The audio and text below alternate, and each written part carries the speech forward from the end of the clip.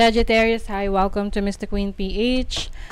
Titignan natin ang energies for you ngayong new moon in Pisces sa February 28, 2025 at 8:44 a.m. Philippine time.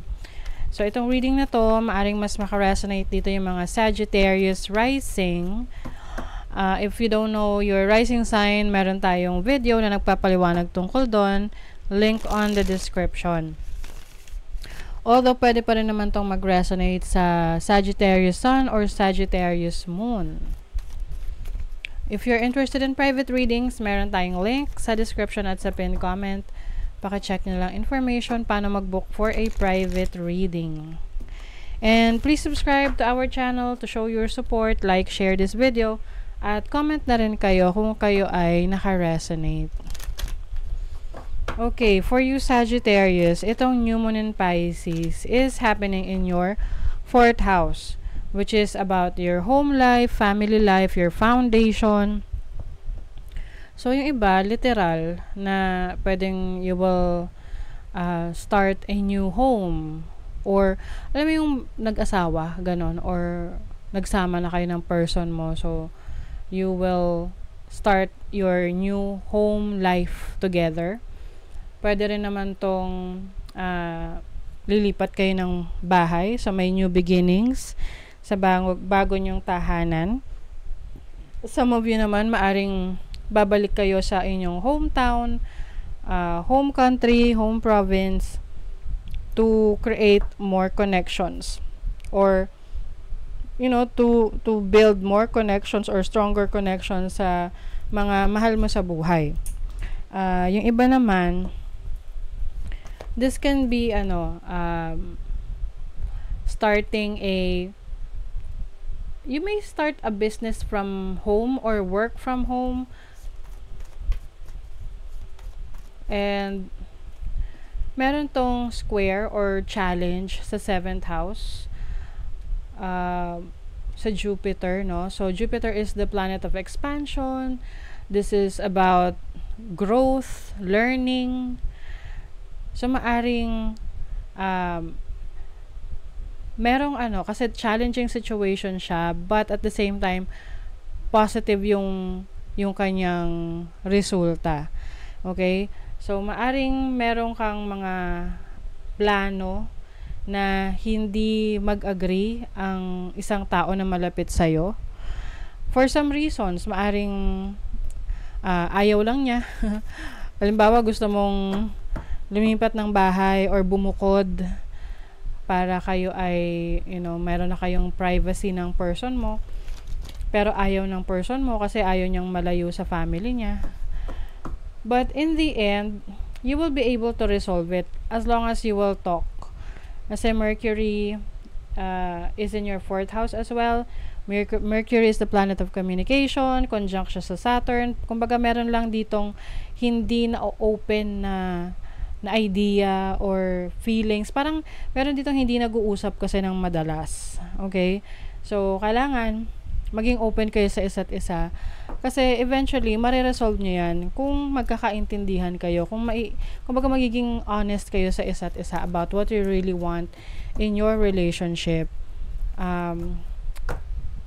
Maari ring meron kang bagong parang ang tawag nito, ipalalakasin mo yung tiwala mo sa sarili mo. Kasi maaring merong mga taong hindi nagtitiwala sa'yo. At yun yung isa sa parang naging doubt mo. Kumbaga nagkaroon ka ng doubt sa sarili mo na maaring tinanggap mo na hindi sila nagtitiwala, so hindi rin ako magtitiwala sa sarili ko.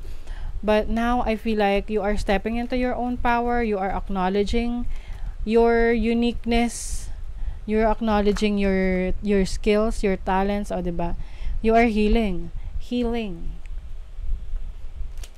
I feel like, this is also healing a relationship with your mother or with your parents. You also have balance, bringing balance into your life. Paano ba natin mabibring ang balance? Yung harmony, no? Pagkakaroon ng kaayusan. finding time sa ibang bagay na importante rin sa'yo, like your family and your relationships. You also have peace. So, this full moon, ito rin yung gusto mong ma-experience para sa sarili mo. To be at peace. Maari rin merong makikipag-ayos, makikipagbati.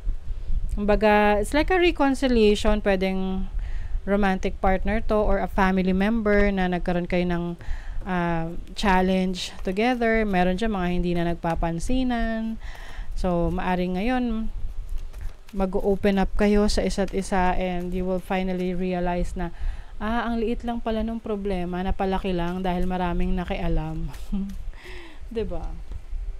You have the Star, which is about healing as well. This is about your hopes, your dreams. Yung iba sa inyo siguro parang nawalan na ng kumpiyansa sa sarili or tiwala sa mga pangarap nyo noon. Pero ngayon parang mabubuhayan kayo ulit ng loob. Lalo na kung merong person sa buhay mo na nandyan para sa'yo, like sumusuporta sa'yo, naniniwala sa kakayanan mo.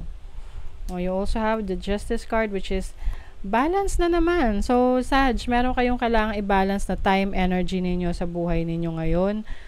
This can also be a major decision that you need to make, especially kung ito'y may kinalaman sa bahay, like for example paglipat ng bahay, pagbili ng bahay, or pag-renovate ng bahay, or any changes that you want to do sa home life mo.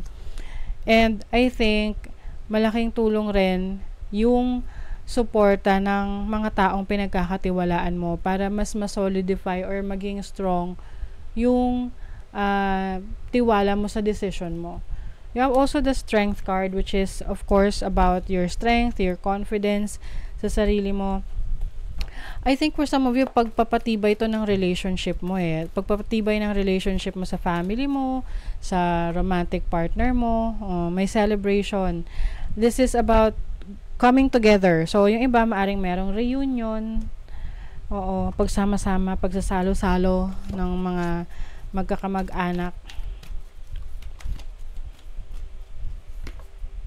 Believe in the impossible, blue moon. Yes, yung iba sa inyo sabihin nyo, imposible na yan, na maayos yan. No. Hindi mo, if it's meant to be, it will be. Speak your word into being. Yeah, ito yung sinasabi ko sa inyong communication. Be open to your feelings, your thoughts, your plans, kasi you'll never know na mag-a-agree naman pala yung other person sa'yo. Kumbaga, ina-underestimate mo lang. Reflect on your priorities. So, ito yung bringing balance and harmony sa buhay mo, na alam mo na meron kang mga kailangang i-prioritize sa buhay mo at mga bagay na ginagawa mo na hindi naman talaga importante. So, I feel like you will focus on your foundation, your family, your relationships during this time. Okay? So, that is your reading, Sagittarius. Thank you so much. See you again.